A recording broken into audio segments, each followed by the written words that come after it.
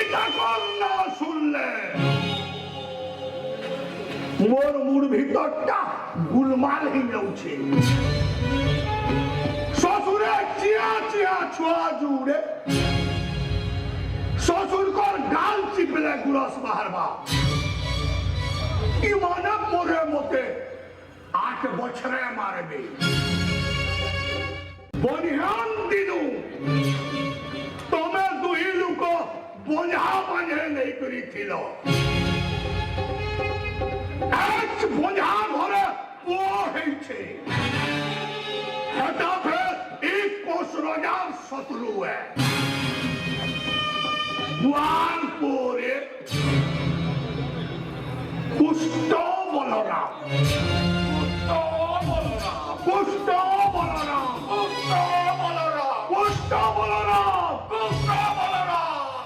এটা কর্ণ শুনলে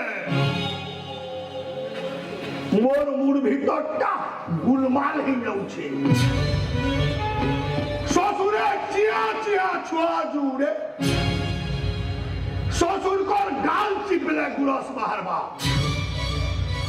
ইমানে মোরে মতে 8 বছরে মারবে।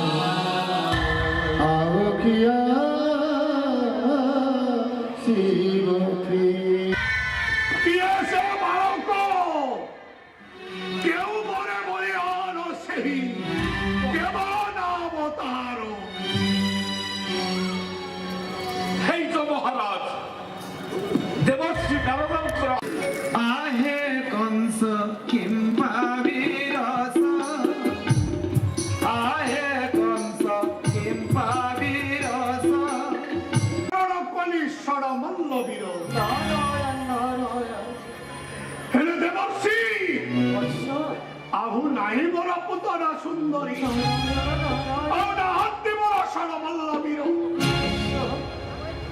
প্রথমরে দিগ্বিজয় বাহারি গলি রঙ্গমহলকু এবং তাপরে আসিলি রাজদরবারকু। আজি সর্বপ্রথমরে বাণাসুর সহিত হইলা যে রণরে পরাস্ত কলি বাণাসুরকু। তাপরে গোপনগ্রে প্রেরণ করিছিলি পুতনা সুন্দরী এবং ষড়মল্ল বীর। হেলে কিয়ে সে বালক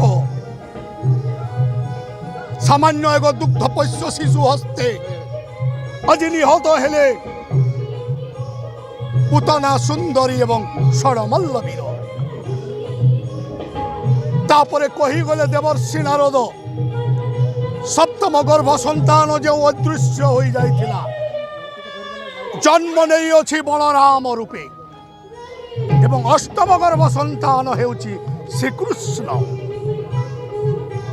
আশ্চর্য কৃষ্ণ বলরাম এবং দ্বাপর যুগরে সমস্তে কହୁଛନ୍ତି কৃষ্ণ বলরাম হেউଛନ୍ତି স্বয়ং নারায়ণ।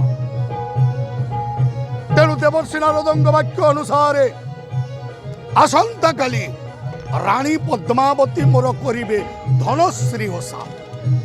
চিটাও প্রেরণ করেছি নন্দরাজ পাশে।